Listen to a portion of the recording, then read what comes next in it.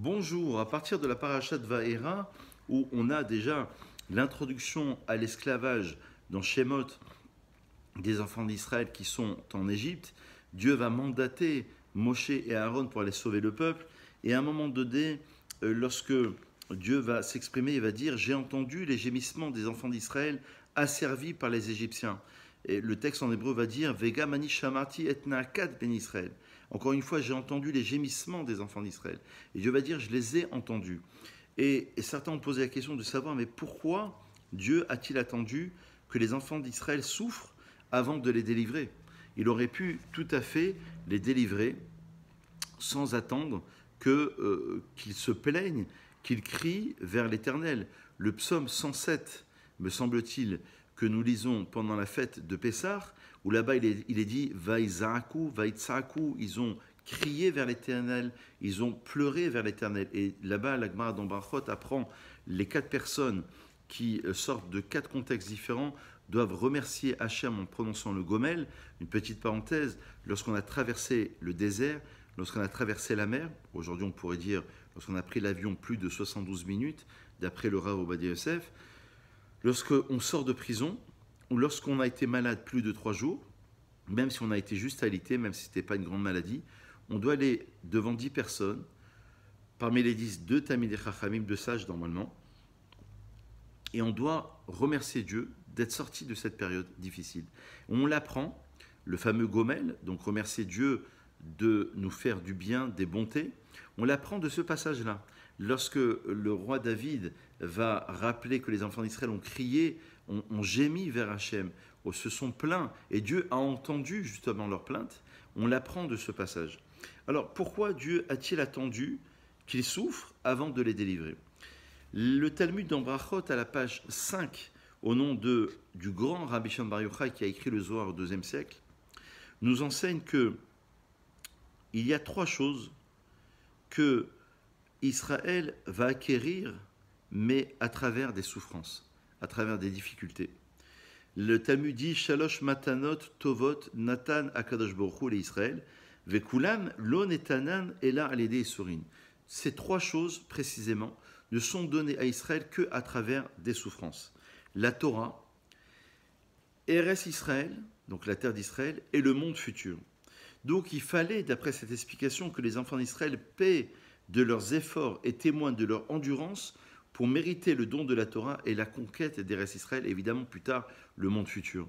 C'est-à-dire que quelque part, il y a, et c'est repris dans l'esprit chassidique, avant qu'il y ait une révélation, et là je voudrais qu'on s'arrête un instant sur cette idée, il faut absolument qu'il y ait quelque part une souffrance, une difficulté.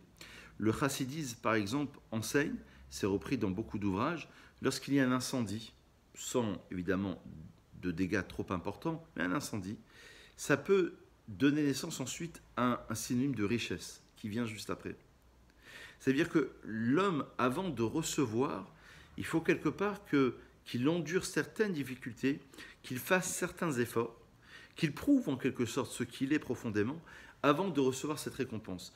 Quelque part, lorsqu'on voit le Talmud en Shabbat nous dit, à la page 10, qu'on est parti en Égypte à cause de la haine des frères de Joseph vis-à-vis de leur frère Joseph. Et quand on voit toute cette histoire, on se dit, mais ils l'ont jalousé. On se dit, il va atterrir. C'est quoi cette histoire?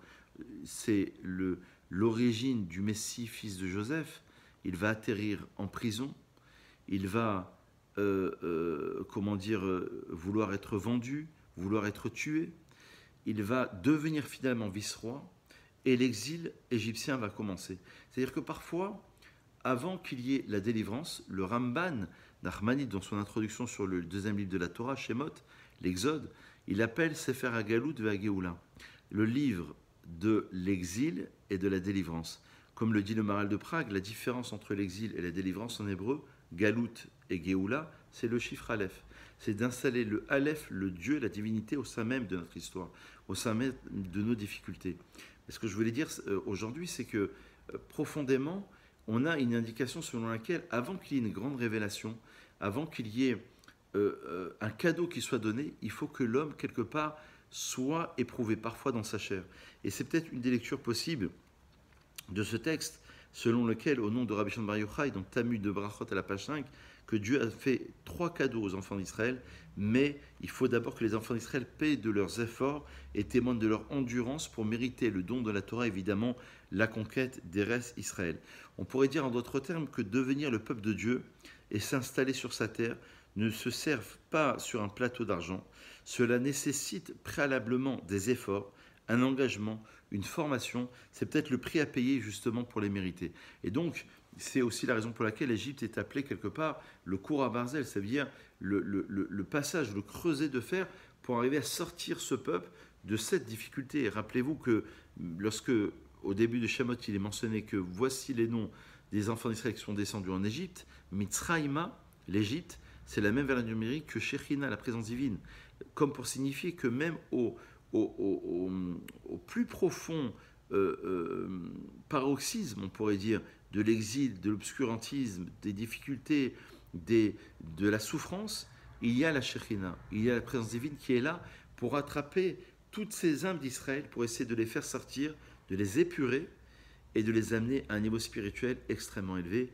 Voilà une des lectures possibles sur, évidemment, ce début de livre de Shemot qui nous interpelle et qui nous permet de comprendre à notre niveau que si Dieu nous entraîne, nous enchaîne, parfois aujourd'hui, avec la crise sanitaire, tout ce que nous vivons actuellement, eh bien, il y a aussi un sens, il y a aussi une finalité.